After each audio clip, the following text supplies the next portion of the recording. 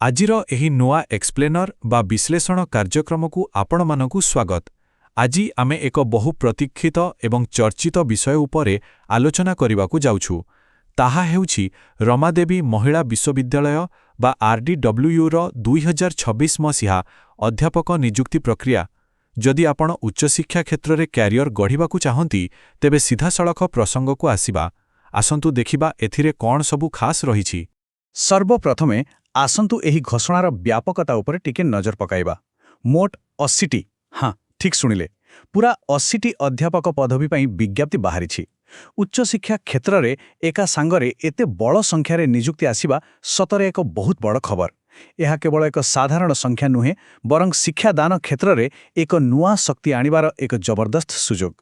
ଏବେ ଆମେ 2026 ନିଯୁକ୍ତି ପ୍ରକ୍ରିୟା ଏବଂ ଏହାର ଆନୁଷ୍ଠାନିକ ଦୃଷ୍ଟିକୋଣ ଉପରେ ଆଲୋଚନା କରିବା। ତବେ ଏହି ନିଯୁକ୍ତି ପ୍ରକ୍ରିୟା କେଉଁଠି ହେବାକୁ ଯାଉଛି? ମୂଳ ବିଜ୍ଞପ୍ତିରେ RDW ଉଲ୍ଲେଖ ରହିଛି, ଯାହାର ପୂର୍ଣ୍ଣ ନାମ ହେଉଛି ରମାଦେବୀ ମହିଳା ବିଶ୍ୱବିଦ୍ୟାଳୟ। ଆମ ରାଜ୍ୟର ଅନ୍ୟତମ ପ୍ରମୁଖ ଏବଂ ପ୍ରତିଷ୍ଠିତ ମହିଳା ବିଶ୍ୱବିଦ୍ୟାଳୟ ଭାବରେ ଏହି 80ଟି ପଦବୀର ମୂଲ୍ୟ ବହୁତ ଅଧିକ। ଏହା ମହିଳା ଉଚ୍ଚଶିକ୍ଷାକୁ ଆହୁରି ମଜବୁତ କରିବା ଦିଗରେ ଏକ ନିର୍ଣ୍ଣାୟକ ପଦକ୍ଷେପ ବୋଲି ଆମେ ନିଶ୍ଚିତ ଭାବରେ କହିପାରିବା। ପରବର୍ତ୍ତୀ ଗୁରୁତ୍ୱପୂର୍ଣ୍ଣ ଦିଗଟି ହେଉଛି ପ୍ରାର୍ଥୀମାନଙ୍କର ଯୋଗ୍ୟତା ଏବଂ ଶିକ୍ଷାଗତ ଆବଶ୍ୟକତା। ଆଚ୍ଛା, ଏତେ ବଡ଼ ସୁଯୋଗ କଥା ଶୁଣିବା ପରେ ମନରେ ଗୋଟିଏ ସ୍ୱାଭାବିକ ପ୍ରଶ୍ନ ନିଶ୍ଚୟ ଆସୁଥିବ।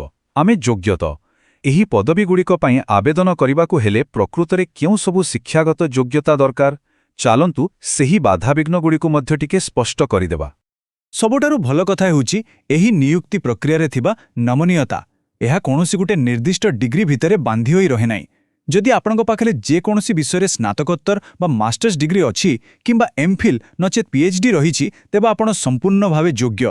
ଏହାର ଅର୍ଥ ହେଉଛି ବିଶ୍ୱବିଦ୍ୟାଳୟ ପ୍ରକୃତରେ ବିଭିନ୍ନ ବିଭାଗ ପାଇଁ ଭିନ୍ନ ଭିନ୍ନ ଅଭିଜ୍ଞତା ଥିବା ଦକ୍ଷ ଶିକ୍ଷାବିତ୍ମାନଙ୍କୁ ସାମିଲ କରିବାକୁ ଚାହୁଁଛି। ଆଉ ଗୋଟିଏ ବଢ଼ିଆ କଥା ହେଲା ଏହାର ଆବେଦନ ପ୍ରକ୍ରିୟା। ଉପଯୁକ୍ତ ଯୋଗ୍ୟତା ଥିବା ପ୍ରାର୍ଥୀମାନେ କୌଣସି ଝଞ୍ଝଟ ବିନା ଘରେ ବସି ସମ୍ପୂର୍ଣ୍ଣ ଭାବରେ ଅନଲାଇନ୍ ମାଧ୍ୟମରେ ନିଜର ଆବେଦନ କରିପାରିବେ। ଏହି ସୁବିଧା ଯୋଗୁଁ ସମଗ୍ର ପ୍ରକ୍ରିୟାଟି ଖୁବ୍ ଦ୍ରୁତ ଏବଂ ଆପଣମାନଙ୍କ ପାଇଁ ବହୁତ ସହଜ ହୋଇଯିବ। ତାହେଲେ ଆସନ୍ତୁ ବର୍ତ୍ତମାନ ଦେଖିବା ନିଯୁକ୍ତିର ସମୟସୀମା ଏବଂ ଗୁରୁତ୍ୱପୂର୍ଣ୍ଣ ଆବେଦନ ତାରିଖ ବିଷୟରେ। ସବୁ କଥା ତ ଜାଣିଲେ, କିନ୍ତୁ ପ୍ରକୃତରେ ଏହି ଆବେଦନ ପ୍ରକ୍ରିୟା ଆରମ୍ଭ କେବେ ହେବ? ଯୋଗ୍ୟତା ଓ ପଦବୀ ସଂଖ୍ୟା ଜାଣିବା ପରେ ନିଜ ପ୍ରସ୍ତୁତି ଆରମ୍ଭ କରିବା ପାଇଁ ପୋର୍ଟାଲ କେବେ ଖୋଲିବ ସେହି ତାରିଖଟି ଜାଣିବା ନିହାତି ଦରକାର, ନୁହେଁ କି?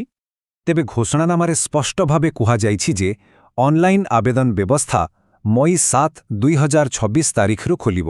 ନିଜର କ୍ୟାଲେଣ୍ଡରରେ ଏହି ତାରିଖଟିକୁ ଆଜି ହିଁ ମାର୍କ କରି ରଖନ୍ତୁ, କାରଣ ଠିକ୍ ସେହି ଦିନଠାରୁ ହିଁ ପ୍ରକୃତ ପ୍ରକ୍ରିୟା ଆରମ୍ଭ ହେବ ଏବଂ ଆପଣମାନେ ନିଜର ଆବେଦନ ଦାଖିଲ କରିପାରିବେ। ଆମର ଏହି ବିଶ୍ଳେଷଣର ଶେଷ ଆଡ଼କୁ ଆସିଗଲା ବେଳକୁ ମନରେ ଗୋଟିଏ ବଡ଼ ପ୍ରଶ୍ନ ଉଙ୍କି ମାରୁଛି। 2026 ମସିହାରେ ରମାଦେବୀ ମହିଳା ବିଶ୍ୱବିଦ୍ୟାଳୟରେ ଏହି ବିଶାଳ ସୁଯୋଗର ଫାଇଦା ଉଠାଇ ସେହି 80ଟି ସମ୍ମାନଜନକ ଅଧ୍ୟାପକ ପଦବୀ ଶେଷରେ କିଏ ନିଜ ନାମରେ କରିବ? ଭାବନ୍ତୁ ତ, ଏହି ନୂଆ ପ୍ରତିଭାମାନେ କିପରି ଶିକ୍ଷାନୁଷ୍ଠାନର ରୂପରେଖା ବଦଳାଇବେ। ଏହା ନିଶ୍ଚିତ ଭାବରେ ଆମ ଶିକ୍ଷା ବ୍ୟବସ୍ଥା ପାଇଁ ଏକ ଯୁଗାନ୍ତକାରୀ ପଦକ୍ଷେପ। ଏହା ଉପରେ ନିଶ୍ଚୟ ଚିନ୍ତା କରନ୍ତୁ ଆଉ ନିଜର ପ୍ରସ୍ତୁତି ଜାରି ରଖନ୍ତୁ।